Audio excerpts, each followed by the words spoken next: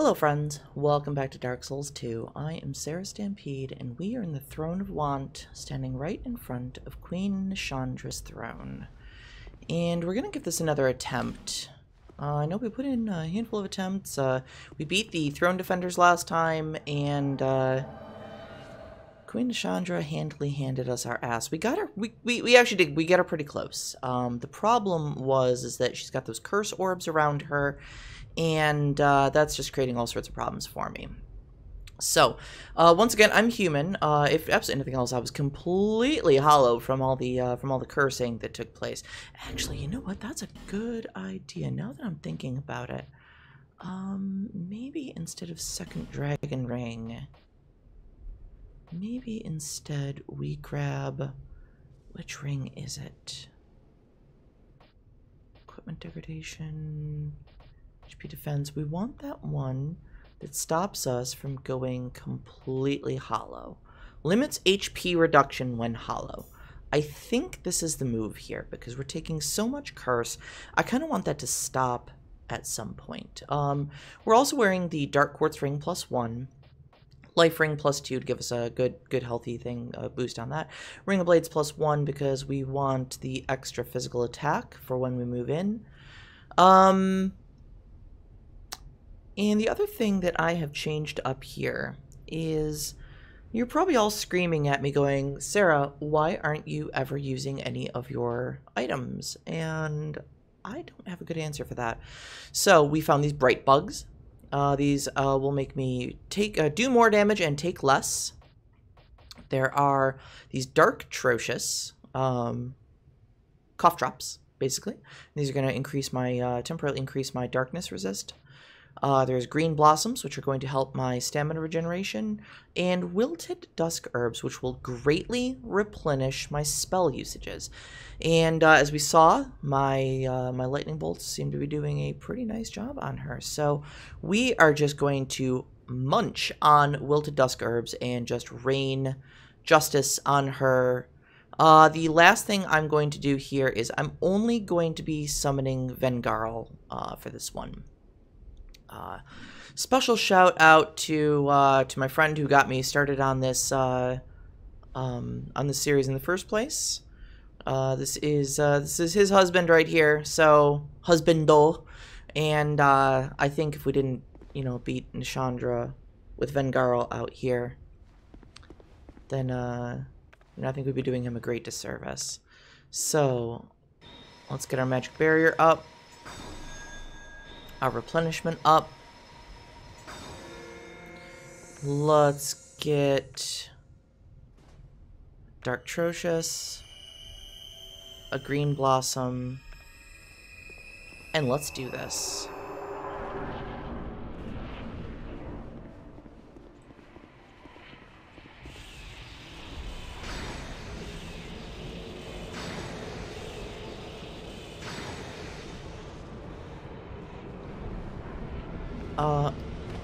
Oh wow, okay.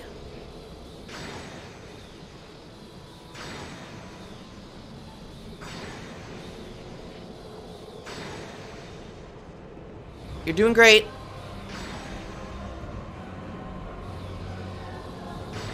You're doing great. Keep up the good work.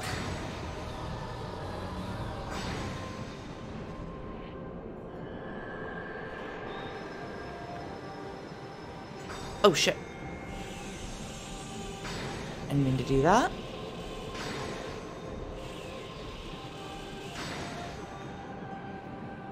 Let's regain a little bit of stamina. He's tanking her just nice.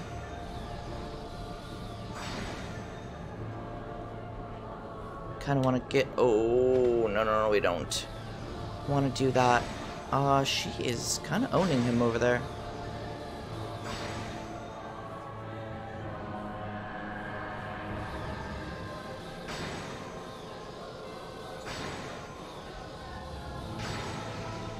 All right.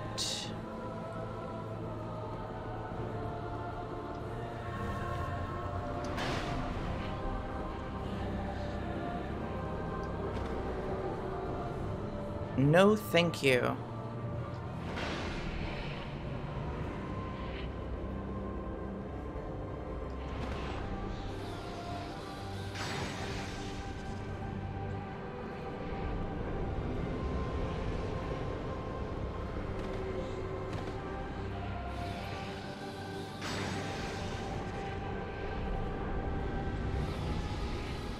Getting a little close to the edge. No, no, no, no, no, no, no, no, don't do this.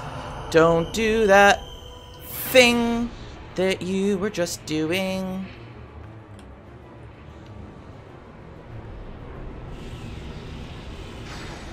And you are dead. Wilted dusk herbs, thank you for sticking around in my inventory this entire time.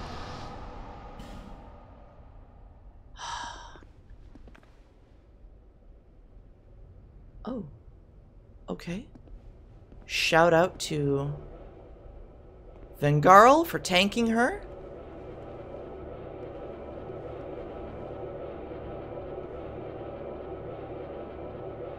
Oh, okay, guys. Well, here it is.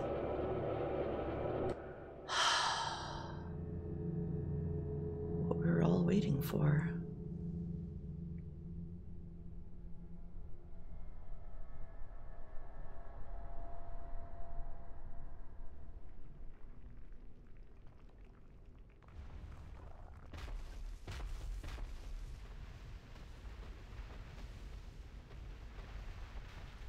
Oh, are they going to make a bridge for me? That is so cool.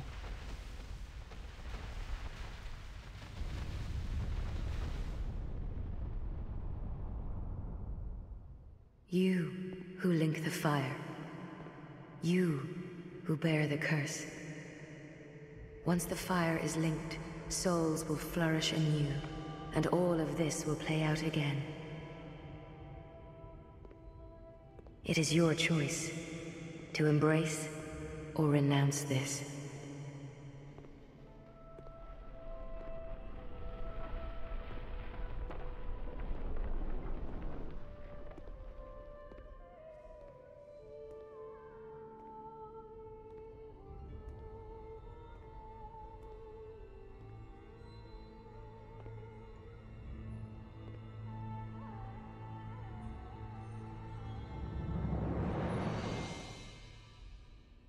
Great Sovereign, take your throne.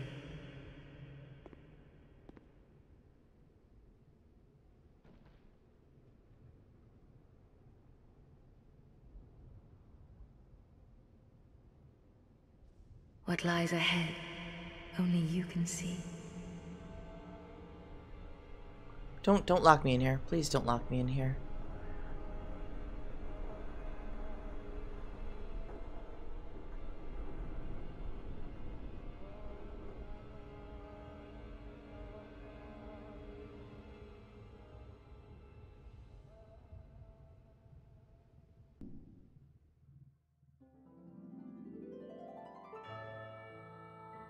Alright, friends, we did it. Now, obviously, we still have the DLCs to go through, and definitely acknowledge that, but I think while this is all rolling here, I'd like to take a moment to kind of give my thoughts on the main campaign overall. Let's see here. You know, ordinarily, I would have prepared this sort of thing ahead of time, but well, I think first off, I really have to say I loved this game. I know there was a lot of, I don't see a lot of hate out there for it, because I do also see a lot of love out there for this game as well, but I think by and large this game kind of gets regarded as the worst of the Souls games. I've heard people say that, you know, it's a good game, it's just not a good Souls game. I'm going to firmly disagree with all of that. I think the sort of environmental storytelling that we know and love from Dark Souls, that sort of grim, nobody gets out alive, there's no such thing as a happy ending sort of theme was there. The gameplay was certainly a lot slower and a lot more tactical, but I don't think that that is necessarily inherent to a Souls game. I don't think that you need fast-paced gameplay for it to be a Souls game. I found myself quite a few times thinking about things very tactically, like I can move in and I can stab exactly twice, then I have to dodge, then I have to back off, and then I have to go back in and stab exactly twice again. You know, that sort of tactical thinking, rather than just run in, mash attack button, and hope for victory. So, I know the level design gets a little bit of flack, and I kind of agree with it. From the standpoint of, I think that probably the biggest offender of level design continuity had to be Iron Keep, where you can go through Harvest Valley, and you can look up and you can see Earthen Peak. And you go up into Earthen Peak and you can see the sky above it, and it looks like this big mighty castle with all these windmills and such like that. And I really, really liked that, because once you got inside, you could see all the workings of it and whatnot like that. And then you beat Mytha, I believe her name was, the sort of Medusa boss. And you take a big long elevator that goes up. And now suddenly you are in the heart of an active volcano. And it made me really wonder where, when I looked up at Earthen Peak from Harvest Valley, where all that lava was. Where really any of that was supposed to be.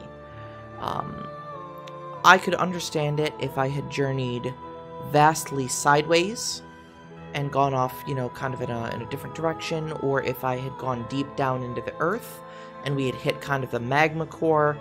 And then all that was there, very much like, kind of like Lost Izalith, where you had to journey so deep down into the ground to get there.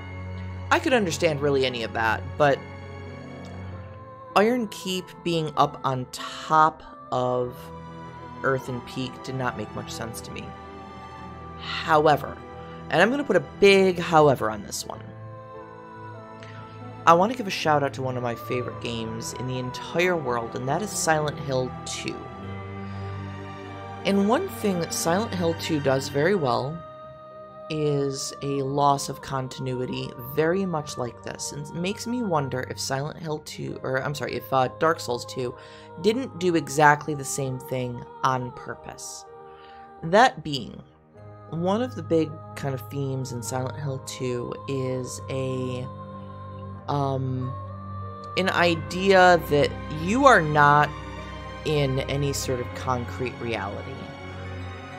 You're not in any world that is supposed to tie together in any meaningful way. And Dark Souls 2, you know, and even from Dark Souls 1, made it very clear that realities are shifting and very relative to one another.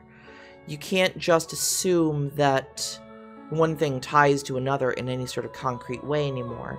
You know, we can warp around between bonfires. There are phantoms running around invading our worlds and sharing our worlds through their soapstone signs. You can even see phantoms that you don't get to interact with running around really at any bonfire, at any boss door, just flitting in and out of reality here and there. So I don't think that it's too much of a far stretch to say that, okay, maybe as realities go, sure, maybe up this long elevator at the top, it somehow spatially ties into Iron Keep. Who knows where Iron Keep is supposed to be? Maybe it is hundreds of miles away.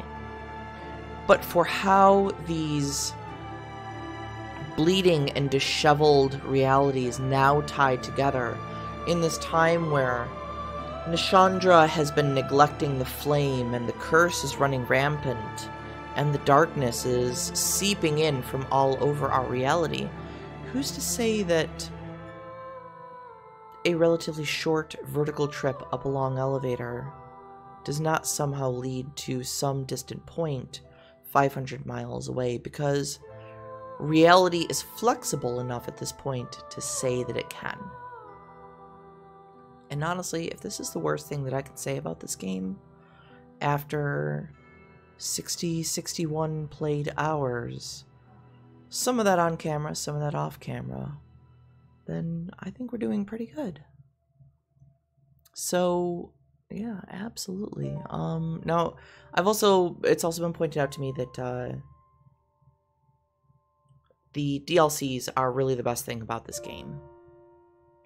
So we have yet to go into the DLCs. I did look ahead Not for spoilers, but just enough to basically make sure that by beating the base game, we were not going to be triggering immediately a New Game Plus like it did in Dark Souls 1. And I do know that it is a choice to move on to New Game Plus, so at this point, now that we have beaten Nashandra, we've beaten the core game, we can go on to those DLCs, and that is precisely what we will be doing. And I'm really looking forward to that. We do have a couple of soul vessels as well. I may look into respecking. For right now, the Dex Faith build with the massive amounts of lightning damage seems to be working for me. So I think I'll stick with that for at least just a little bit.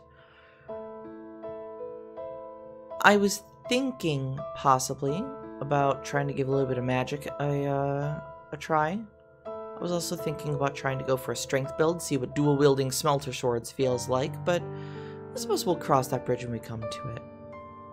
For right now, I think I definitely want to honor the spirit of Lucatiel for just a little bit longer. We're going to be wearing her armor, carrying that with us into the DLCs. And seeing what stories they have in store for us. So I think we'll cut this episode just a little bit short here. So if you have made it this far and you've stuck around through all of my musings about the core design of the game and whatnot like that, you obviously like what I'm doing, go ahead and punch that like button. So don't forget to subscribe to the videos, subscribe to the channel so that you won't miss my journeys into the DLC content. And until next time, I want to thank everybody for sticking with me. Don't forget to love one another, and take it easy.